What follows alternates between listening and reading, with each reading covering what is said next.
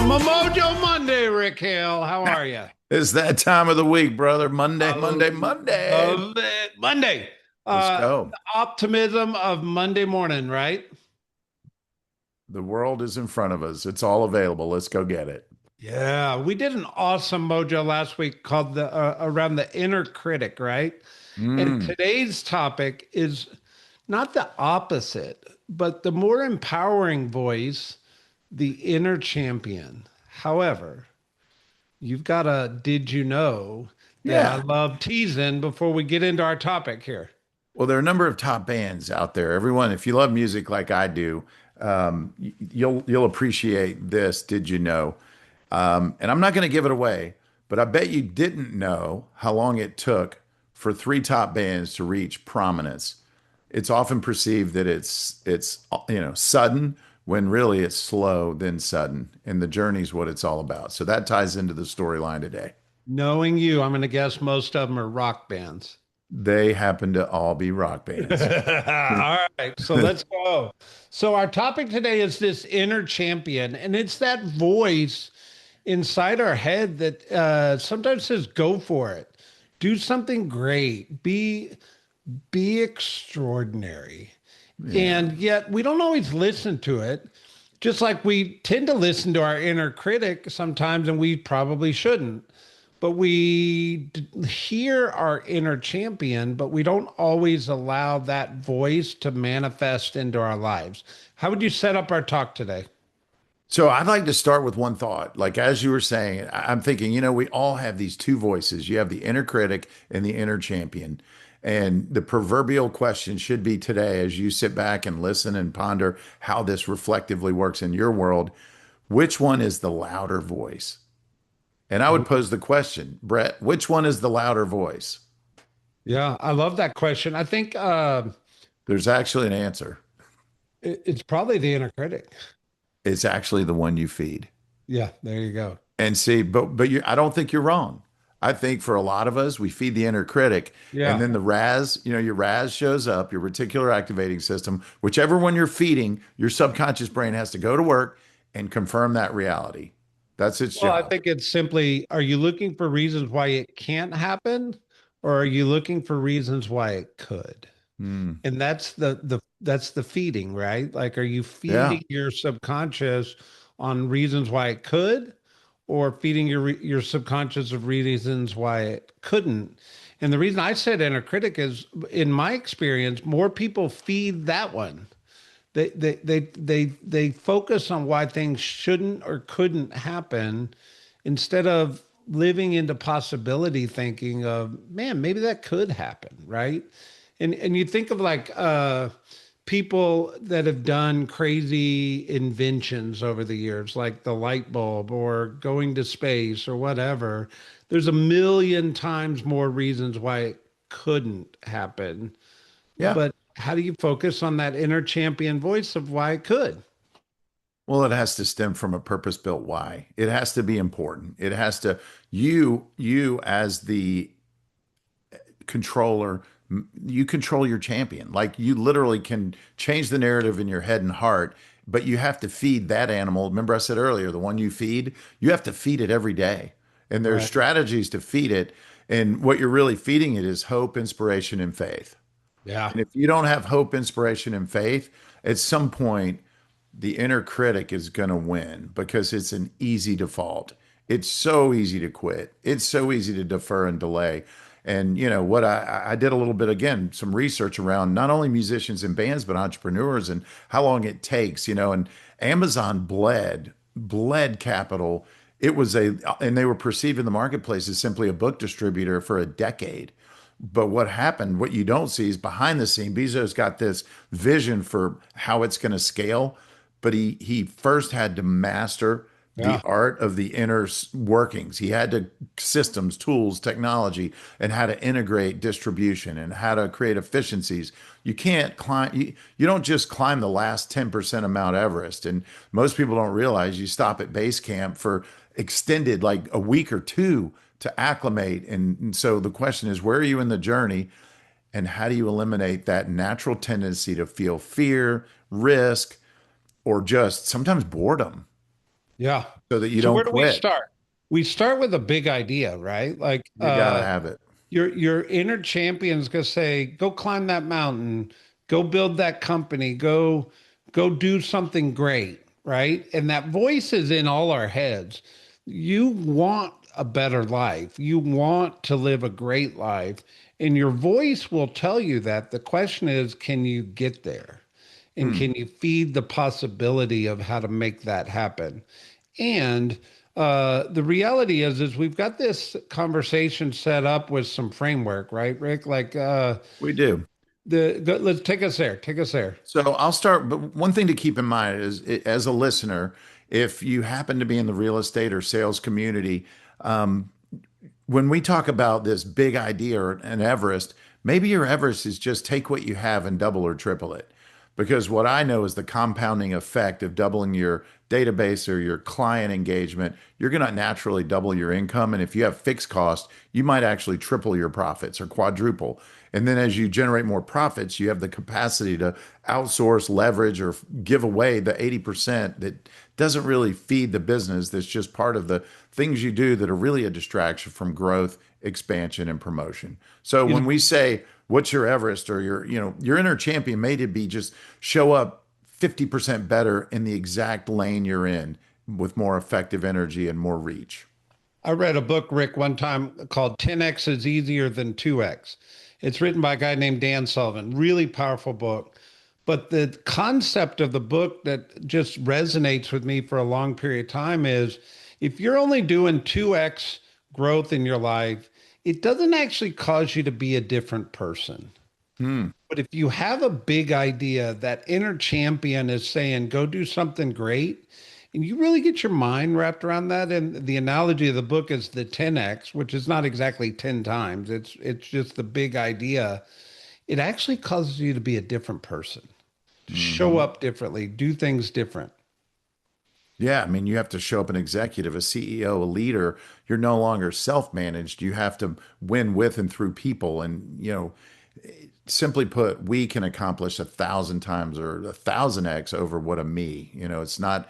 And so that's the migration of perspective and the understanding of leverage. And that's a whole nother Mojo Monday. So let's reel this in and just I'll use an example, Brett, that about a year and a half ago, I woke up in the middle of the night and had the answer to a prayer from the day before.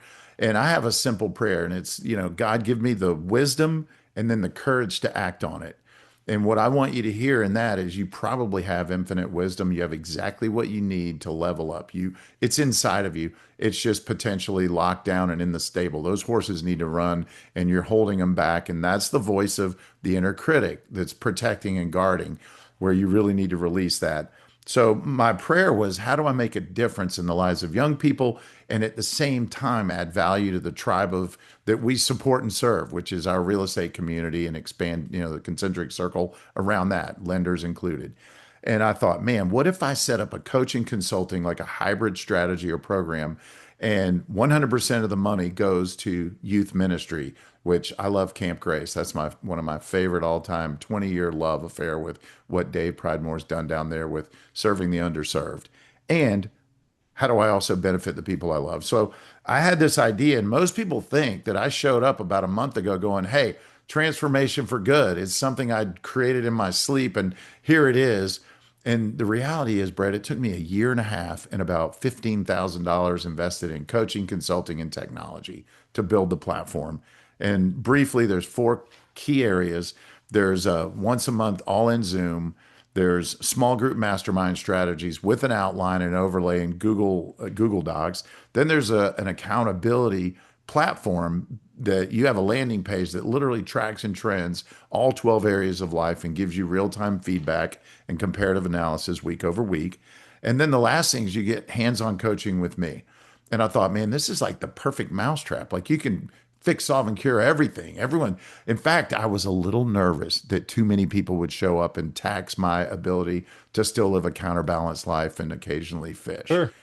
And so I'll cut to the chase. True story. We released the marketing, and I had 100 seats in Zoom, and I was worried we were going to blow up Zoom.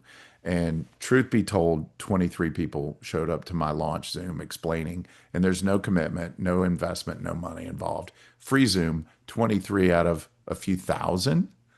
And I have to So let confess, me let me stop you for a second. So you had this big idea, right? Like yeah, this thing came to you and it was your inner champion. It was speaking to you. I want to go make a difference. I've got this platform. You went all in on the platform, and then all of a sudden you're showing up and you're getting some negative feedback, maybe, or how would you frame your experience? I don't think I got negative feedback. I had some harsh reality come my way. Okay. And what I know people, no matter what your journey is, you're going to have harsh reality show up. People that don't see you for either who you are or what you represent. And that's just part of that learning curve, that growth opportunity. Yeah. So then the talk here is regardless of this is your story, but anybody listening to this, there's always going to be harsh reality and everything. Like I don't think anybody's doesn't understand. We're in the real estate industry. There's harsh reality that shows up in our world in cycles, right? Like we're coming out of a harsh reality cycle. I lived through the Great Recession. You did as well. Like those are harsh realities that show up unexpected, right? The question is, what do you do? And we've got some framework, and the first framework is really this personal journey and growth, right? Like set that framework up for us. Well, I think you have to frame feedback in a way that helps you feed the inner champion. So, framing feedback, I have to confess, true, we're all human, man. We all, I don't care how old you are, you have an inner 12-year-old that wants to be loved, respected, and appreciated. And I have to confess, I was offended. I was Yeah. like, I've just spent a buttload of money on something. And even more important is time and energy. And no one, like I just, and I say, by the way, I had 8 people sign up for the programming after that hour Zoom with 23. I thought all 23 were going to sign up. And again, false bravado, a little bit of ego. It was humbling. And I think humility is a beautiful thing because it caused Yeah. me to hit the pause button, analyze my critic, analyze my, the inner critic and my inner champion and decide how important is this? Do I pull the ripcord and parachute out of it and declare it a fail and just move on? Or do I double down? And so part of the first step for me is to disassociate my big why and purpose from the initial outcome and the So initial Rick, let me results. pause you again. Do it. Inner critic said, pull the parachute, bail. Yeah, no one Inner wants this. I'm champion misfired. said, inner champion said, double down. You got it. And I frankly, I took a deep breath and had to just, and I think sometimes when the journey gets really tough, you might be one day away from an aha or a moment that truly rewards you. And so, one of the lessons in this conversation is don't quit before the magic happens. And it's all about framing. And for me, first was recognize that one, it's a journey and it's not like a one swing at bat. You don't swing once and you're done unless your inner critic wins. And so I disassociated emotionally from the feedback mechanism instead of feeling somehow misunderstood or, unfortunately, failed. I said, this is just a learning opportunity. And there's only a few reasons you'd ever fail at anything. One, the product's not as good as I thought it was, or people don't recognize the value. Two, the delivery method of how I'm explaining it, I'm failing in connecting the dots. Or maybe it's the method of delivery. They're not hearing me, seeing me, or they're not connecting below the neck with their hearts. There you And so go. that's what you have to do. Those three things, by the way, are universal, applicable. Is it the product and service? Is it your skill and capacity that hasn't been elevated to the extent that the world can't wait to line up to get it, have it, and win with it? Or is it the message you're delivering and how you're sharing your skills? Or is it the method of delivery, which could be social media, email, direct mail? There's a million. Stand up in front of a crowd, in the pulpit and scream from the, with the chorus behind you. Yeah. I mean, I think all are very relevant, right? The Yeah. question is, um, what happened next? Well, I got real and I got right, which I think Gary Keller framed that term, and I love it. One, again, I framed it as an experiential moment and a growth moment. And if you can frame silver lining, like you got to find the silver lining. And what I quickly also realized, I'm up to about a dozen or so that are committed. I'd rather have a dozen committed people than 100 that are half in. And I firmly believe that I've got the right dozen to launch. And now, instead of seeing it as a letdown or a disappointment, I see it as an opportunity to really get good at my craft, to really refine and define what each of the four pillars I described earlier, what is the optimal way to execute that? Because I'm learning quickly that some of the technology that I envisioned isn't quite as plug and play as I thought. Some of the scheduling strategies aren't resonating collectively. So it's a learning opportunity, man. And if you give up, you'll never know. And I'm still exploring the potential with this product because I believe in it. And I believe in the beneficiary, and that being, the young people that are, again, at risk and less fortunate. So, Yeah, my and that's why, that's the other thing I did. I checked myself in. I literally did a checkup from the neck up and went, ground yourself in why this journey matters, regardless of the outcome. yep. And all of a sudden, things got better. Instead of feeling disappointment, I felt invigorated, and I leaned more into gratitude than disappointment. The gratitude is that a dozen amazing human beings are going to journey with me for this year and prove the system, the tools, and more importantly, our tribe, prove the tribe right. Yeah. I was going to take us there. Like, I think you've got to be anchored by your why. We've talked about this in 100 different contexts, 100 different conversations, but the inner champion, right? That big voice has to have a connection to a big why, or you're gonna bail on it. You're gonna take exit stage left. You're gonna take the parachute and give in to your inner critic, right? But I guess that's really our challenge this week, Rick, to everybody is what is your inner champion telling you you need to go do? Yeah. And recognize there's going to be some harsh reality that's going to show up on the journey. There always is, but don't lose your connection and don't lose your anchor to your why, right? That's really the framework of this conversation we're having. Yeah. And let disappointment and setback, or the no's, if you will, let that be fuel to know that for every no or every closed door, maybe you have to climb through a window. And every no, you're one step closer to a yes. And it's just part of the journey. And critical mass and momentum, you just can't wake up and whip it up. Like sometimes it takes time on task over time, and it's slowly, and then success looks, the outside world will think you just woke up, with a grand slam in the World Series, when reality, you've been hitting balls every night for 2 hours for 5 years. And no one Yeah, knows that you've been in the batting cages, and that your glory moment was actually an incredibly long journey that you get to punctuate on the podium. I love it. And, there's always an inspiring story to anybody that stands on any podium, whether they're getting a gold medal, a silver medal, a bronze medal. And there's even an inspiring story of people that just performed Yeah. because they got there. And everybody has to frame their own story, their own journey in their own way. But I guess our conversation today is go empower your inner champion. Yeah. Let that be a loud voice that guides Yeah. your life. And don't give too much power to your inner critic that's on the other Yeah. shoulder. You use the inner critic simply to amend your journey or amend the tactics and strategies, because again, it could fall back on the three things I talked about earlier, in the things that affect your capacity to show up your best and then connect and communicate to the right community and tribe. Make sure that you don't, and remind yourself you don't need to win them all, and nor should you, because not everyone's aligned with your culture and your purpose built energy. So when you find that tribe, man, it's lights out good. And the other piece of it is continue to remind your inner critic that, with affirmations, so what now what is one of my favorites. So you had a setback, so what now what? And then, I heard this recently: God's delay is not God's denial. And so this could be, you can substitute God for the world. The world's delay is not the world's denial.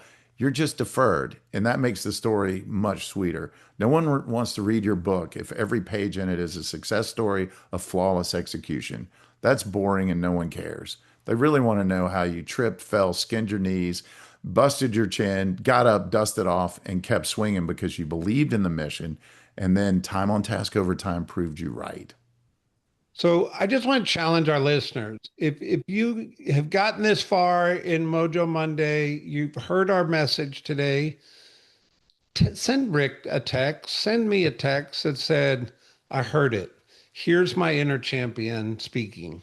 And let us know you got the message loud and clear.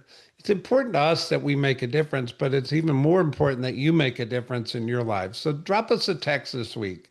We'd Well, really I'll appreciate it. publish my cell phone. This is how transparent and available I want to Oh, be. Rick, it's going on the internet. I'm fine with it. If you're interested, if you're in the real estate community, it doesn't matter what company or affiliation, real estate or lending, that's my initial target audience. It's 404 735 4444. 404 735 4444. If you're just intrigued by the transformation for good, I guess it's a hybrid coaching and consulting strategy with accountability. Send me a text. I'll send you a 1 hour Zoom that I recorded explaining the ins and outs, and we can go from there. And yeah, it's all about it's about living life and not surviving. And every day Yep. is an opportunity to go or grow and owning it for what it is and finding the silver lining.